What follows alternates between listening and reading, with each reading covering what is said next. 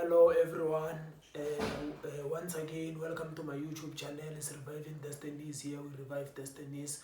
So into this episode, without wasting much time, I'm going to speak about King Mswati. If you don't know King Mswati is the king, the ruler of Swaziland, the country of Swaziland, which is currently known as Eswatini, the country which is close to Mpumalanga province. So I'm also going to speak about the tradition actually in general, the fruits of tradition in general, together with King Maswati. So King Maswati actually is a monarchy ruler of the country which is called Eswatini currently. So today I'm going to speak about the things actually which he do, which are not good actually, the way he rule, and the way things actually, he operate things actually. So King Mswati is not ruling the country in a democratic manner. Actually, he's a dictator. It's a dictatorship. He rules in form of dictatorship in such a way that whatever he says is final. So the man is controlling the media. So when we say the man is controlling the media, we mean things actually which like they are being distributed, things which they are being spread on social media, the likes of Swaziland television, newspapers and everything. They have to be regulated by his people also. They have to pass through his people also. So this means if he did something bad, then people have to expose what he did, which is bad. Because his people who are regulating those media, they will just cut it off so that things won't be known. Secondly, the man is controlling the judiciary. So when we say he's controlling the judiciary, we mean the high court actually and the supreme court of that country actually is the one who control them, and actually control the constitution. In the constitution of that country, when I was checking last from the opposition parties which were opposing his stuff, you are not allowed actually to take him to court actually, regardless of whatever he did. If he did do something, you are not allowed actually to take him to court actually.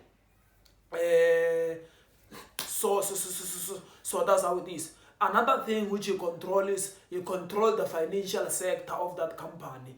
So there is a big company which it regulates the sugar cane. So which contribute lots of revenues. So he's the one actually who is regulating everything into that company, and he gets money actually everything from that company. Remember, from getting money and sponsors from those companies, he also gets his own revenue. But from getting his own revenue, he even take further by collecting money from those sponsors, companies which they're supposed to support the technical strategies of the country, the programs which will rise to develop the standard of living in that country. So that's how it is about King Mswati. You control actually many things actually other than those which I have mentioned. So another thing is the man controls 60% of Eswatini land. So remember, 60% is a large hectares of land actually. So imagine 60% of land is just controlled by one man actually, one family. So that's how it is. Another thing about him is the man marries many wives as possible actually. He chooses his wife. I think I'm not sure about that thing, but I just heard that he chooses his wife each and every year. And before he chooses a woman, they have to go through the virginity testing.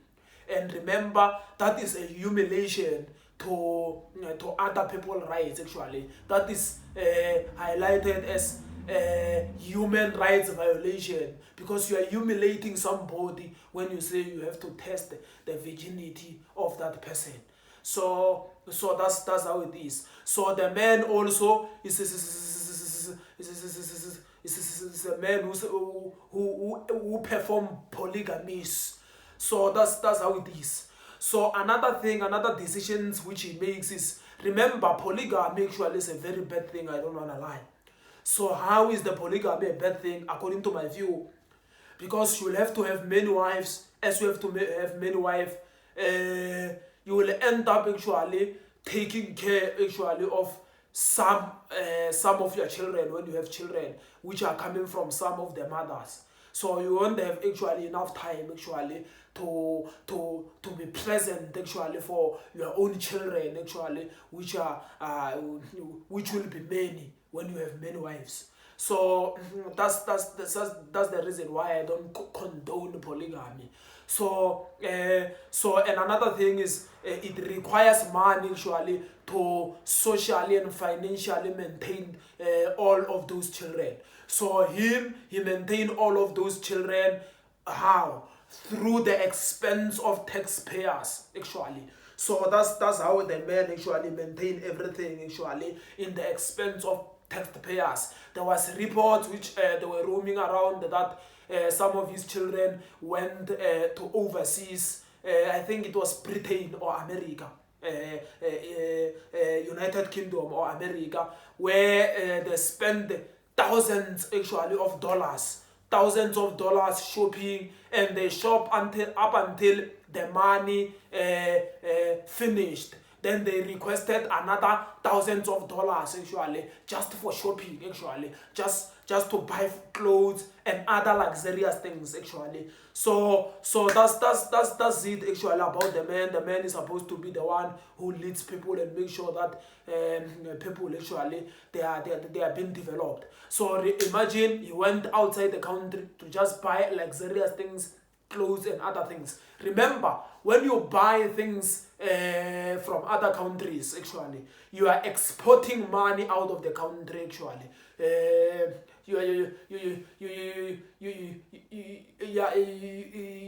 Imports actually, they negatively affect the economy of the country because you are taking money out of the country. So that's how it is actually. Those are the politics of Africa. So another report which he once did, it was the report of where he bought the Rolls Royce to all of his wives. Remember, when we say a Rolls Royce car, we're speaking to a car which is more than 10 million in price, more than 10 million. That's why I emphasize this, more than 10 million. They just buy those cars actually for his wives. And also he bought two private jets actually. He bought the first one, then the people try to complain, nothing changed actually, then he just bought the second one. And when all those things which I have mentioned actually, which I have talked about, and when they do them in the expense of taxpayers, the economy of that country actually is very, very bad actually. That country is not a middle average income resident. It's not a middle income resident. It's not a middle country actually. It's not it's a developing country. It's a country which is still poor actually, which like there's no transformation into those countries. When I checked very well last, they said they have only one university for the entire country. And when you look at the standard of living in that country, it's very, very bad. Also, when you look at things like the education system is very, very bad. The police, nursing, all those government workers actually, they are paid lower salaries. So everything actually about that country, the standard of living, everything actually, the maintenance, the technical developments of the country, when you look at their infrastructural development, the things are very, very bad. I've checked the note that more than 60% of the people there, they still live below poverty line, which can cost $2 per day actually. So for those people to survive, they are still struggling, some to some extent where they don't even have a shelter. Some they still live in a very majority still live in a very poor rural areas. And another thing is when you go to those schools in rural areas, the children who are younger than the 5 years, they are most of them actually they are orphans, because remember, in the countries which the economy is very bad, those countries they have low life expectancy. So you'll find that people there, the average age which people live is around the 40s. Sometimes it can even fluctuate, it can even go to 35. So that's why they have many orphans into those countries which they don't have anyone to take care of. But we have a leader who is there actually spending everything. When all those crises, the economic recession occur in that country, he becomes to be richer and richer. He's one of the richest leaders in Africa. But his country is a very struggling country. And it seems like, actually, it seems like people actually who are raising those things to challenge him, actually, they are being brutalized by the police, they are being arrested, they are being tortured, actually. So that's abuse, actually. So we have to fight oppression from each and every manifestation, actually. So each and every manifestation of oppression, it must be crushed, actually. Oppression is not only by physically beating somebody, hitting somebody, even economically torment somebody. It's an oppression. That's an economic oppression. So into that country. So a man cannot control everything while people are struggling. So lastly, I want to touch the thing of tradition, actually. Remember, that man is a king, and kings, actually, they are made kings because of traditional laws. My question is, since people of tradition, they say it's ancestors who makes a person a king, where are ancestors actually to set the people of Swaziland free from that bondage? Because I believe that according to their belief, I take what they say they are believing in. I take their belief and say, since ancestors made King Mswati a king, why are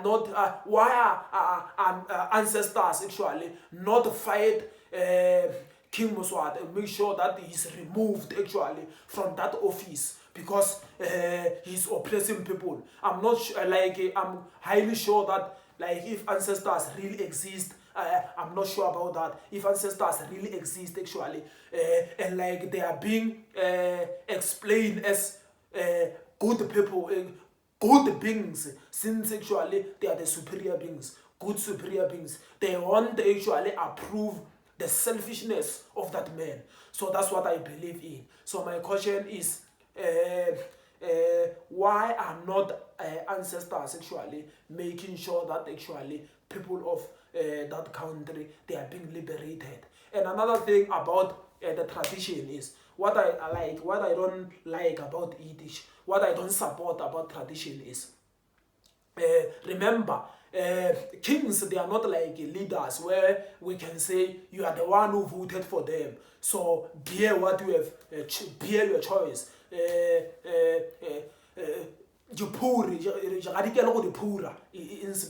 So which only mean like is what you have caused to bear it now. So it's not like that actually. Traditional rulers, they rule in such a way that when they die, it's their son who takes over. It's a monarchy. They inherit that throne. So remember, those people actually, they don't have skills to rule. They don't have ideas to rule. Remember, that does not mean when a person, let's say somebody, the man actually, the father was great. That does not give the guarantee that the son is going to be a great person. So that's how it is actually. That's why actually that's the questions which I have actually about tradition. So let me hear about how you think about that video, please raise your view on the comment section. So I'm just raising my view because so that's how it is, and I believe that you will raise your view actually, and make sure that you analyze very things. So that's how it is actually. Thank you very much for listening to my video. Please don't forget to subscribe and share it with other people, relevant people. Tell your friends to tell their friends to subscribe. Shalom.